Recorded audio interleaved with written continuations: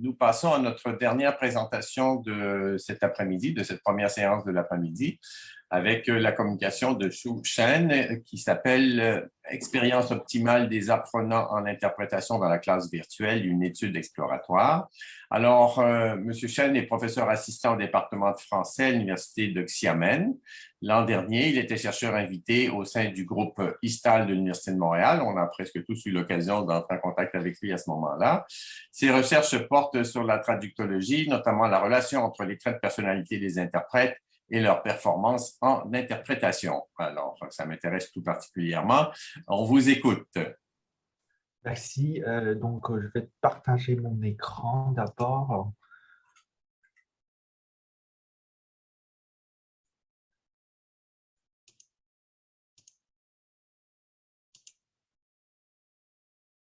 Est-ce que vous pouvez le voir? Oui, on voit bien, merci. Oui, tout à fait. OK, très bien. Attendez, OK. Bon, alors, je vais commencer. Bonjour à tous. Je suis Chouchen. C'était un grand honneur pour moi de pouvoir participer au congrès et au colloque de la formation en traduction à l'ère du numérique. Le travail que j'aimerais partager avec vous aujourd'hui, comme ce que M. Jolicoeur a dit tout à l'heure, s'intitule « L'expérience optimale des apprenants en interprétation dans la classe virtuelle ». La présentation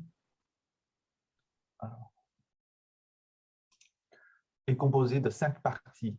Alors, d'abord, je voudrais vous présenter le contexte de ma recherche, puis je vais expliquer un peu le cadre théorique. Ensuite, je vais présenter ma recherche avant de vous montrer les résultats préliminaires, leurs explications et quelques conclusions provisoires. Alors, comme on le sait, avant la pandémie, malgré l'existence des services à distance, la plupart des interprétations se font en présentiel, son apprentissage et son entraînement aussi. Mais l'éruption de la COVID-19 a complètement subversé les paramètres pédagogiques. Avec le confinement et l'obligation de respecter les mesures sanitaires, les professeurs et les élèves de l'interprétation sont obligés de changer leurs pratiques. 2 ans après le début de la pandémie, les options d'apprentissage à distance utilisées pendant la pandémie offrent plus de flexibilité et d'accessibilité aux étudiants, ce qui oblige certaines universités à repenser la façon dont elles structurent les cours. En effet, dans le milieu de l'enseignement de l'interprétation, les cours en ligne ne sont pas nouveaux. Au Canada, la première année du programme de maîtrise en interprétation de conférences au Collège Glendon de l'Université York se déroule entièrement en ligne depuis 2012 et à partir de septembre 2022, les étudiants de deuxième année du programme apprendront dans un format hybride. Plus récemment en Chine, depuis fin février 2022, plusieurs grandes villes comme Shanghai, Canton et Pékin ont de nouveaux recours à des confinements face à un pic de contamination à la COVID, obligeant ainsi les étudiants de programme de l'interprétation à poursuivre leurs études en ligne avec leurs professeurs. Avec cette généralisation des cours d'interprétation en ligne, due au confinement lié à la COVID-19 à l'échelle mondiale, la question de l'efficacité de ce mode d'enseignement surgit et l'expérience vécue par les étudiants pendant le cours en ligne nous intéresse. Est-ce que les étudiants s'engagent suffisamment au moment de suivre le cours d'interprétation en ligne? Est-ce qu'ils trouvent toujours le plaisir et l'envie de continuer jusqu'au bout dans les activités pédagogiques d'interprétation qui s'avèrent cognitivement exigeantes et surtout dans un contexte virtuel? Donc, depuis le dernier quart du siècle précédent, les chercheurs ont tenté de repérer l'environnement et les caractéristiques de l'apprenant qui peuvent conduire à un apprentissage optimal. Et certains ont suggéré que lorsqu'un apprenant a une forte volonté d'apprendre, il pourrait surmonter les obstacles rencontrés et les obstacles rencontrés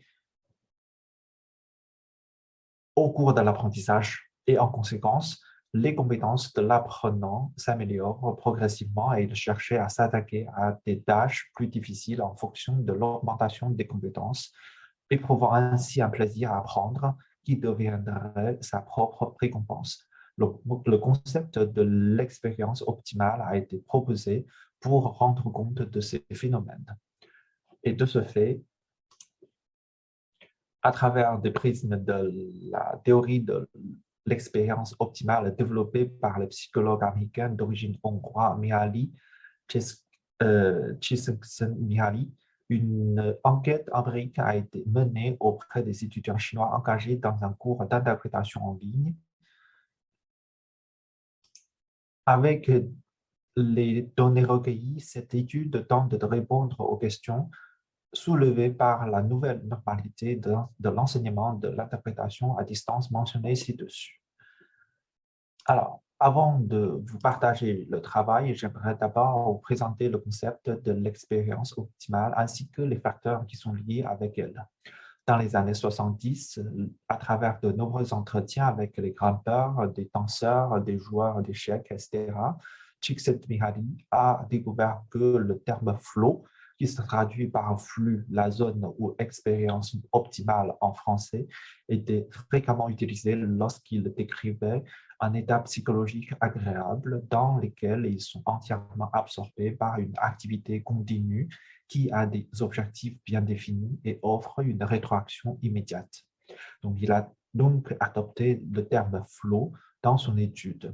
Depuis, de nombreuses études sur l'expérience optimale ont été réalisées, explorant des activités telles que la danse, l'éducation des enfants, la lecture, la navigation sur Internet et la communication via des ordinateurs.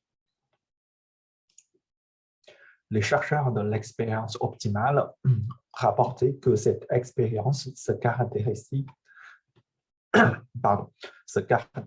par plusieurs facteurs mentionnés sur le diaporama. Donc, comme ce que l'on a dit au début, depuis l'éruption de la pandémie, les cours en ligne sont devenus mode essentiel pour la formation des traducteurs et des interprètes au sein des établissements d'enseignement supérieur dans le monde entier. Dans ce contexte, l'expérience optimale est cruciale étant donné son impact sur l'expérience virtuelle des apprenants. Car d'une part, l'expérience optimale influence la mesure dans laquelle une activité pédagogique d'interprétation en ligne est considérée comme difficile. Une activité en ligne jugée trop difficile diminue non seulement l'utilité perçue par les étudiants en s'engageant dans l'apprentissage d'interprétation, mais aussi leur satisfaction avec le mode du cours en ligne. Et de l'autre, l'expérience optimale est le garant des états émotionnels positifs des apprenants envers le cours d'interprétation en ligne qui les incite à continuer à le poursuivre via ce mode.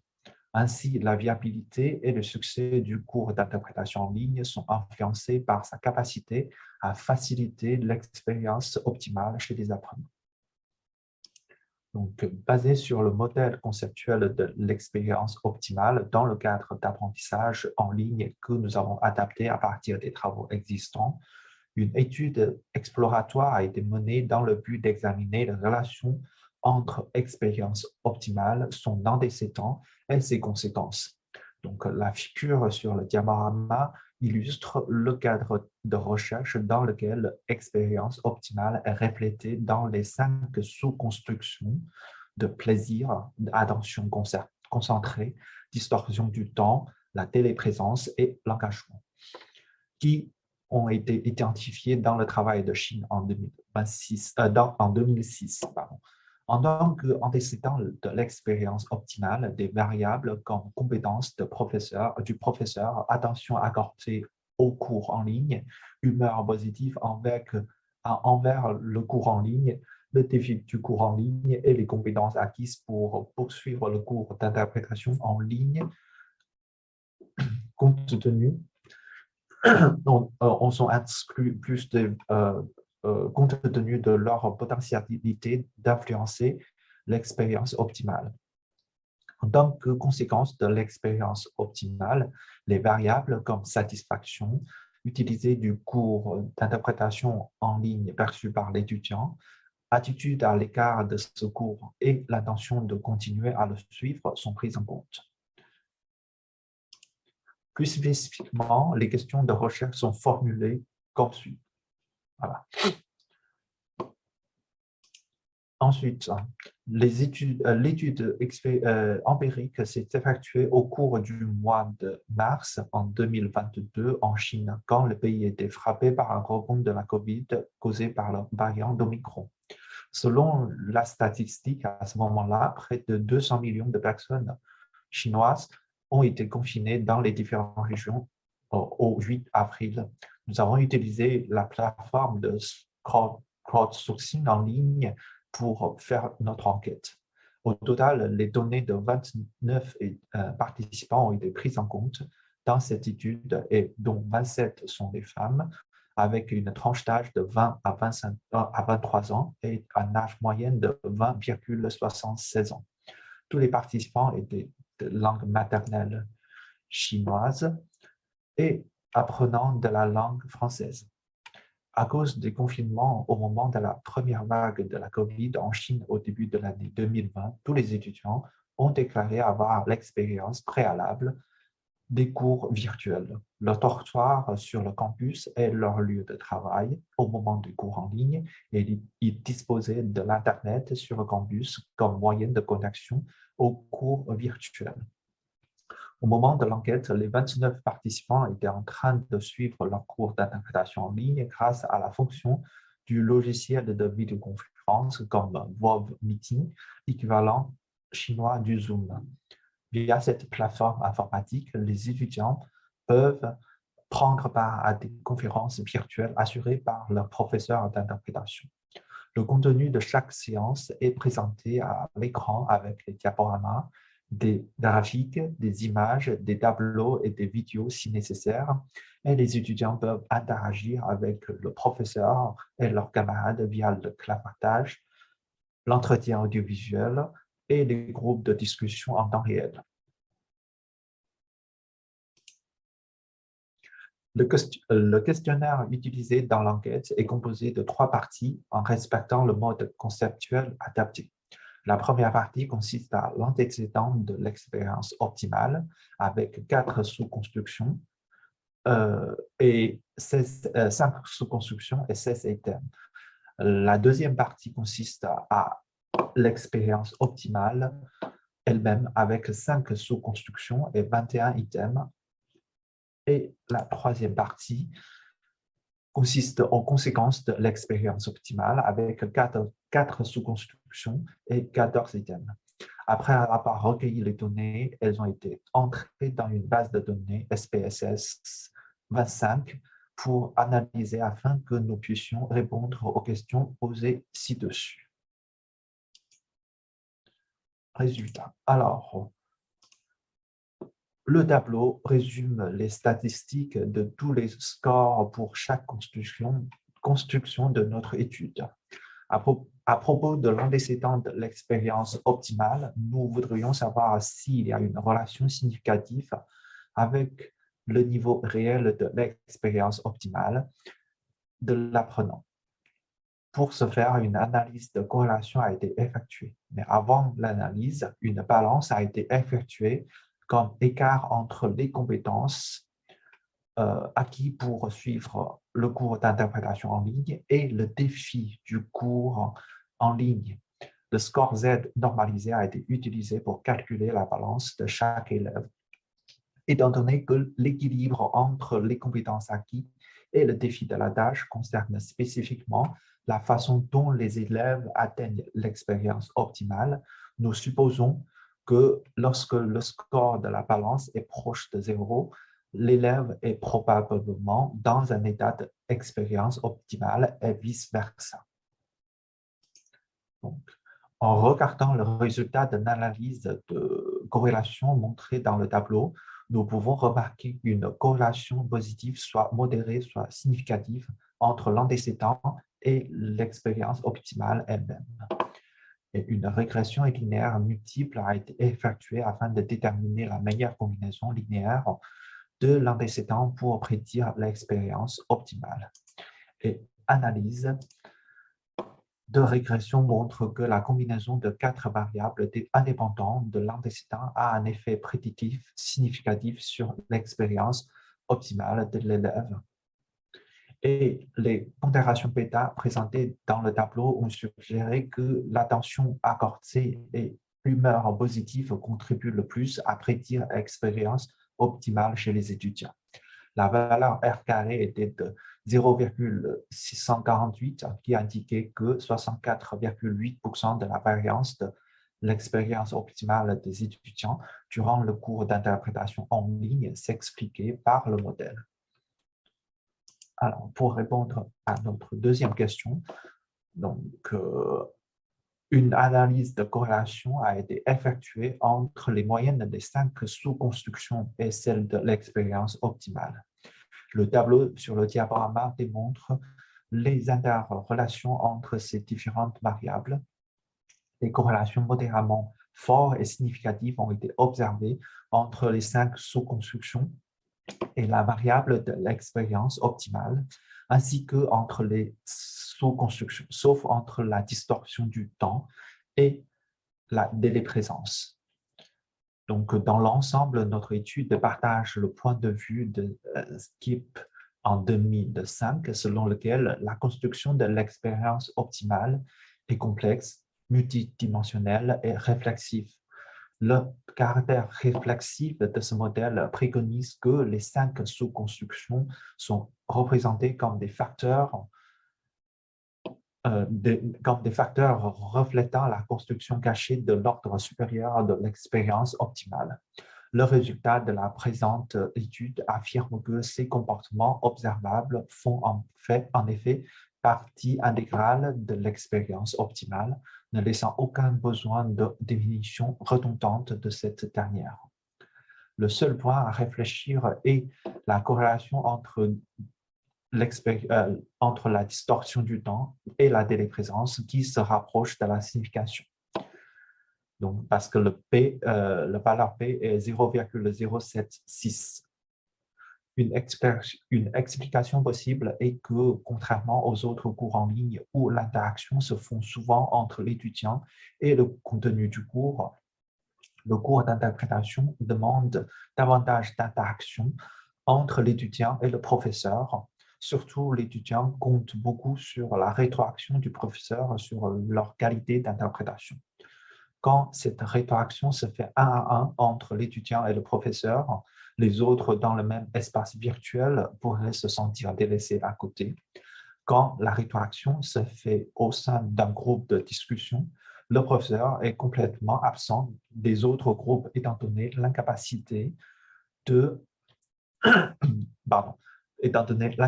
du professeur de se présenter en même temps dans tous les groupes de discussion créés par le logiciel du cours en ligne. Cette manque d'interactivité pourrait causer chez les étudiants un sentiment d'ennui et les rend plus conscients du temps restant à combler pendant l'absence du professeur. Alors, pour répondre à notre dernière question, nous avons effectué une analyse de corrélation entre la moyenne de l'expérience optimale de l'étudiant et celle de ses conséquences.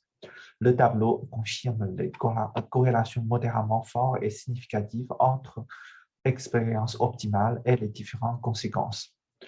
Afin de déterminer la meilleure combinaison des sous-constructions de l'expérience optimale pour prédire les différentes conséquences de l'expérience optimale, nous avons conduit respectivement 4 régressions linéaires multiples. Les tableaux montrent que la combinaison des 5 sous-constructions de l'expérience optimale a des effets significatifs sur les différentes conséquences chez les élèves. Les pondérations bêta présentées dans les tableaux ont suggéré que le plaisir et l'engagement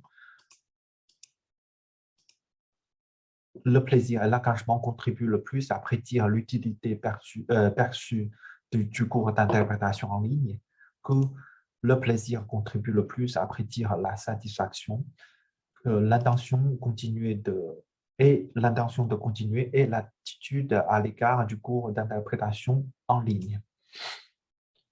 Alors que la téléprésence défavorise significativement l'attitude à l'égard du cours d'interprétation en ligne. À propos des conséquences de l'expérience optimale, notre étude soutient l'hypothèse générale des influences positives de l'expérience sur l'exécution des tâches et l'affect psychologique. Les corrélations positives modérément fortes et significatives a été trouvée entre expérience optimale et ses conséquences comme utiliser versus la satisfaction, l'intention de continuer et l'attitude à l'égard du cours d'interprétation en ligne. De plus, analyse de régression a confirmé que le plaisir ressenti dans l'expérience optimale, sentiment agréable que les étudiants ont vis-à-vis du cours d'interprétation en ligne, est le plus important prédicteur de tous les 4 conséquences de l'expérience optimale.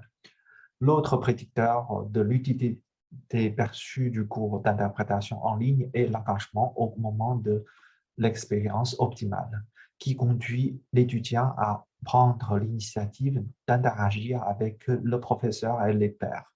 Durant le cours d'interprétation dans l'espace virtuel, plus l'étudiant s'est engagé dans la discussion avec ses camarades ou dans l'exercice d'interprétation conduit par le professeur, plus il trouve que le mode d'apprentissage est utile et lui permettrait de mieux performer ou de mieux apprendre les techniques d'interprétation.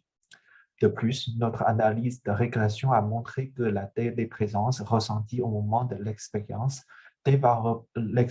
optimale défavorise significativement l'attitude à l'égard du cours d'interprétation en ligne.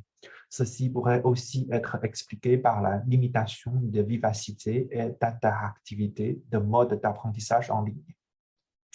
Les technologies informatiques et l'infrastructure numérique actuelle permettent seulement d'assurer une simple présence des différents acteurs du cours sur l'écran avec leur image à 2 dimensions et leur voix, ce qui est encore trop peu pour reproduire la scène réelle d'interprétation ou l'enseignement d'interprétation, surtout pour les